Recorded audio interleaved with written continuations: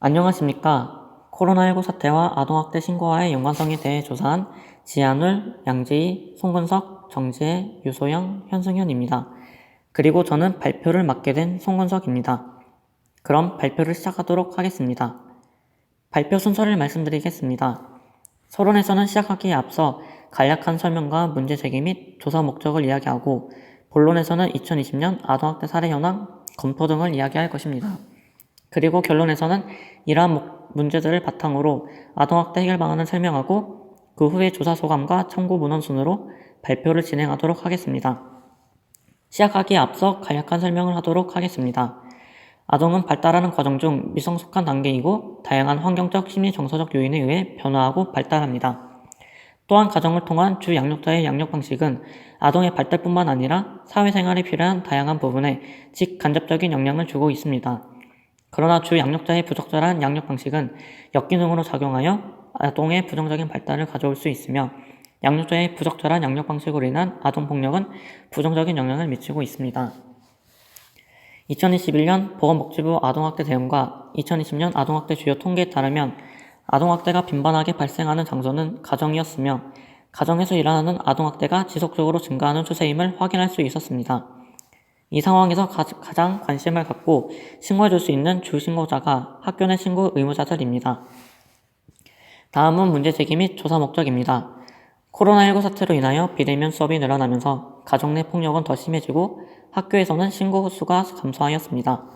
그로 인해 아동학대는 사각지대로 내몰리고 있고 학교 내 신고 의무자의 중요성이 더 부각되고 있는 현황입니다. 그래서 저희 2조에서는 코로나19 사태와 아동학대 신고와의 연관성에 대해 학교 내 신고 의무자 중심으로 문헌 조사를 진행하여 가정에서 일어나는 아동학대 사각지대 해결 방안을 논의하였습니다. 먼저 보건복지부에서 발표한 2020년 아동학대 주요 통계 자료에 의하면 연도별 아동학대 사례 건수 및 아동보호 전문기관의 수는 꾸준히 증가하였고, 아동학대 사례는 전년 대비 아동학대 사례 증가율이 2.9%였습니다. 다음으로 아동학대 피해 아동 연령은 13에서 15세가 22.9%로 가장 많은 비중을 차지하고 있었으며, 10에서 12세가 22.5%, 7에서 9세가 19.5%로 그 뒤를 이었습니다. 학대 행위자와 피해 아동과의 관계에선 부모가 82.1%, 대리 양육자가 9.5%, 친인척이 5.4%, 타인이 1.8% 순으로 나타났으며, 아동학대가 발생한 장소는 피해 아동 가정 내에서가 84.9%로 가장 압도적인 비중을 차지하고 있습니다. 다음으로 연도별 아동학대 신고 의무자에 의한 신고를 살펴보면 2018년 9,151건, 2019년 8,836건으로 다소 감소하였으나 2020년 1,973건으로 다시 증가하였습니다.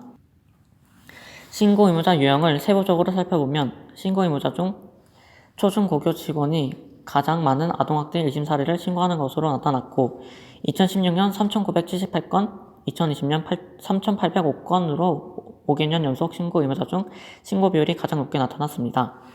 비신고 의무자 직군의 신고 분포를 살펴보면 2016년부터 지속적으로 부모가 높게 나타났으며, 아동이 신고한 비율도 지속적으로 증가하여 2020년 5,533건으로 나타났습니다. 다음으로는 검토 내용입니다. 코로나19 이후 아동학대 관련 112 신고가 눈에 띄게 감소한 원인은 사회적 거리두기와 각급 학교, 돌봄시설의 휴관으로 인하여 외부인의 감시가 불가능해진 점과 자택주사 제한으로 인한 조기 파악 한계로 인해 아동과 직접 대면할 기회가 대폭 줄었고, 코로나19로 인한 아동보호 전문기관의 사례관리 또한 비대면으로 이루어진 것에서 원인을 찾아볼 수 있습니다. 이제 이런 아동학대의 문제에 대한 해결 방안을 말씀드리도록 하겠습니다. 우선적으로 아동학대 즉각분리 제도를 확대해야 합니다. 아동학대 즉각분리 제도란 2021년 3월 30일부터 시행하는 아동복지법 제15조 제6항으로 1, 2차 아동학대 신고로 조사 후 아동과 부모를 분리하지 않아 재학대가 지속적으로 발생하여 경찰이 비슷한 사건의 재발을 막는다는 취지로 아동학대 신고가 이외에 들어온 아이의 몸에 상처가 있을 경우 무조건 분리 조치하는 법안을 말합니다. 그러나 재학대를 당하는 사례가 지속적으로 발생하고 있어 이에 대한 보완 방안으로는 첫째, 아동의 가정복귀 여부를 결정할 수 있도록 의견을 존중하고 안전망을 추가해야 합니다. 둘째, 피해 아동을 중점 사례관리 대상자로 분리하여 불시 가정 방문을 통한 재학대 여부를 조사하는 방침으로 전문가가 직접 보호할 수 있도록 해야 합니다. 두 번째는 비대면 및 대면 조사로 인한 아동학대를 조기 발견하는 것입니다. 법률 기준으로는 아동학대 대처법이 있지만 코로나19 확산으로 인해 대면 접촉이 어려워져 효과적인 조사가 불가능한 상황입니다. 이렇듯 코로나19 사태는 아동학대의 조기 발견을 어렵게 하는 요소로 아동학대 발생에 큰 위험을 가져오고 있습니다. 비대면 일상화가 된 현재 효과적인 조사 방법으로는 비대면 조사와 대면 조사가 있습니다. 하지만 비대면 조사는 아동이 자발적으로 신고하지 않거나 부모의 과다한 보호로 인해 발견하지 못하는 우려가 발생할 수 있는 한계점이 있으며, 대면 조사는 감염병 전파의 우려가 발생할 수 있는 허점이 있기에 방역수칙과 방침을 미리 교육받은 전문가가 현장에 직접 방문하여 조치하는 방향을 고려하여야 합니다. 세 번째, 신고 의무자 대상 아동학대 예방 교육 사업 시행입니다. 신고 의무자의 학대도 빈번히 일어나는 상황에서 신고 의무자들의 학대에 대한 심각성과 문제점을 깨우기 위해 아동학대 예방 교육 사업을 시행하고 있습니다. 신고 의무자의 교육 절차로는 1차 시 아동학대 관련법, 2차 시 아동학대 유형과 의심 징후, 3차 시 신고 방법 및 피해 아동 보호 절차, 4차 시 신고 의무자의 중요성 교육으로 이어집니다. 아동학대 예방 교육 사업의 기능은 신고 의무자의 역할을 할 수 있도록 하고, 보육, 교직원, 보수 교육과 연계로 참여증 대화 중복 교육 부담을 감소시키며 아동권리 존중 및 아동학대 예방 역할 인식을 강화함으로써 안심 보육 환경 조성 및 보육 서비스의 질 향상을 지원합니다. 보육기관 내 아동학대에 대한 대처 방안으로는 학대 관련 증거를 확보하는 것입니다. 관련 증거로는 사건의 유무죄 여부를 판단하는 증거사진과 신체적, 정신적 학대가 의심되는 경우 CCTV 열람 및 수사기관에서 CCTV 영상을 확보하도록 해야 합니다. 그리고 신체적 학대가 있을 경우에는 의사의 진단서를 받아두도록 하고, 피해 아동 증언 녹음 및 녹화 등을 통해 학대에 대한 중복 질문, 유도 질문을 하지 않도록 해야 합니다. 다음으로는 조사를 마친 조원들의 소감입니다. 아동학대에서 조사를 하면서 코로나19가 아동학대에 많은 영향을 미치고 있음을 알게 되었습니다. 모든 사람들이 아동학대에 대해서 관심을 가질 필요가 있음을 자각하게 되었습니다. 2020년 아동학대 사례 분석 및 해결 방안 탐색을 통해 코로나19 여파가 아동학대의 사각지대가 되는 원인이 될 수 있다는 것을 확실히 알아갈 수 있는 기회가 되었으며, 이에 피해 아동이 점차 많아지고 있어 더 이상 문제가 일어나지 않게 꾸준히 연구를 진행할 필요성을 느끼기도 했습니다. 그래서 이번 논문 자료가 다음 차기 연구에 도움이 되었으면 하는 생각도 들었습니다.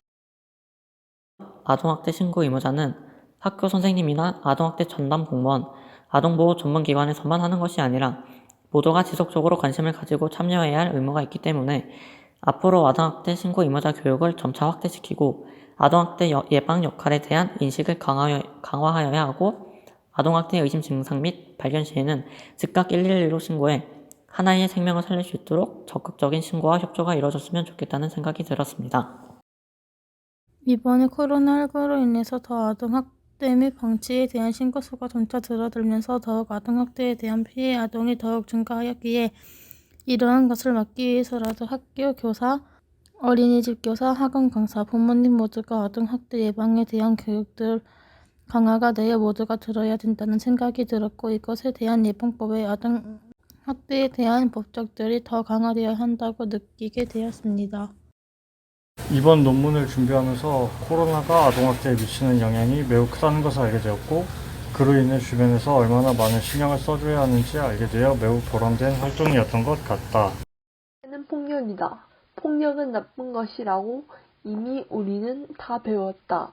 하지만 아동학대는 여전히 상승세로 올라가고 있다. 최근에는 학교나 어린이집에서도 코로나가 심해지면서 더욱더 이러한 양상을 보이는 것 같다. 학교 교직원은 물론이고 보육교사 등등 아이들과 연관된 모든 어른들에게 아동학대 예방 교육을 실시해야 할 것이다. 마지막으로 저희가 참고한 참고 문헌 및 참고 자료들입니다.